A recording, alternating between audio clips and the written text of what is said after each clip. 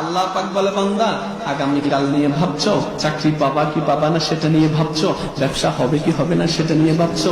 তুই ব্যবসার উপর কেন ভরসা করিস? ভরসা তো আমার উপর করবি, আমার উপর করবি, আমার উপর করবি।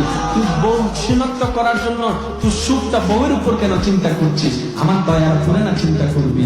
আমি আল্লাহকে তোকে মায়ের পেটের ভিতরে একটা বদ্ধ ঘরের ভিতরে পানির মধ্যে তোকে ভাষায় রাখি নাই? এই পানির ভিতরে ভাষায় রাখা অবস্থাকে আমি আল্লাহ তোকে জিন্দা রাখি নাই? তোকে মুখ ছাড়া নাভি দিয়ে কি আমি তোকে খাওয়াই নাই? তোকে নিঃশ্বাস দিই নাই? তোকে রিজিক দিই নাই? তোকে যত্ন নিই নাই? তুই মায়ের পেটে কনসিভ করার পরে ছিলি মাত্র একটা রক্তপিণ্ড। একটা রক্তপিণ্ড থেকে আমি কি গোস্তপিণ্ড বানাই নাই? গোস্তপিণ্ড থেকে আস্তে আস্তে তোর শরীরকে আমি বানাই নাই? তোর চোখ দুটাকে আমি দিই নাই? তোর ধরার জন্য হাত দুটাকে আমি দিই নাই? চলার জন্য পা দুটাকে আমি দিই নাই? ও বান্দা, তোর কি দরকার? কোনটা দরকার?